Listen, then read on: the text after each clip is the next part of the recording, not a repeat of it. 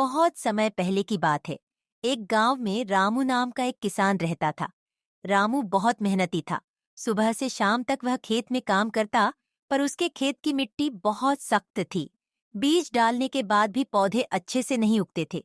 कई बार बारिश होती, लेकिन फसल हमेशा कमजोर रह जाती। रामू अक्सर सोचता रहता, इतनी मेहनत करता हूँ, फिर भी मेरे खेत में अच्छी फसल क्यों नहीं होती। एक दिन रामू गांव से शहर की तरफ जा रहा था। रास्ते में उसने देखा कि एक छोटा सा केंचुआ सड़क पर रेंग रहा है। रामू ने सोचा, अरे, ये छोटा सा कीड़ा रास्ते पर मर जाएगा, चलो इसे मिट्टी में डाल देता हूँ। रामू ने केंचुए को हाथ में उठाया और पास के गीली मिट्टी वाले हिस्से में छोड़ दिया। तभी केंचुआ उससे बोल पड़ा, केंचुआ, धन्यवाद किसान भाई, तुमने मेरी जान बचाई। मैं तुम्हें बताऊंगा कि खेत की मिट्टी उपजाऊ कैसे बनती है। रामू हैरान रह गया और बोला, अरे, तुम बोल कैसे रहे हो? और मिट्टी उपजाऊ बनाने का राज तुम्हें कैसे पता?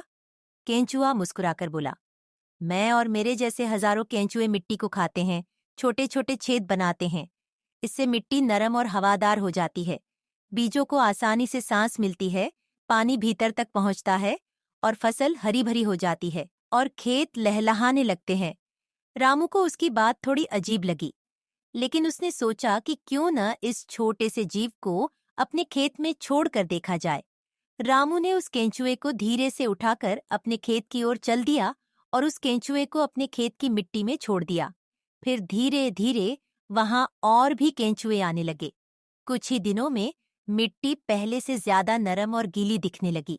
रामू बोला, वाह, अब बीज बोना कितना आसान हो गया है। फिर जब बरसात आई और बीज अंकुरित हुए तो रामू का पूरा खेत हरा भरा हो गया। पहले जहां उसकी फसल सूख जाती थी, अब वहां मोटे मोटे पौधे उग गए। गांव वाले हैरान होकर बोले, रामू, तुम्हारा खेत तो इस बार सबसे अच्छा लग रहा है। तुम्हें ये राज कैसे मिला? रामू मुस्कुराया और सबको समझाया, दोस्तों, ये सब मेरे छोटे मित्र केंचुओं की वजह से हुआ है। पहले मुझे लगता था कि ये कीड़े मिट्टी खराब करते हैं, लेकिन असल में ये मिट्टी के असली डॉक्टर हैं। सब गांव वाले भी समझ गए कि प्रकृति का हर छोटा जीव हमारे लिए जरूरी है।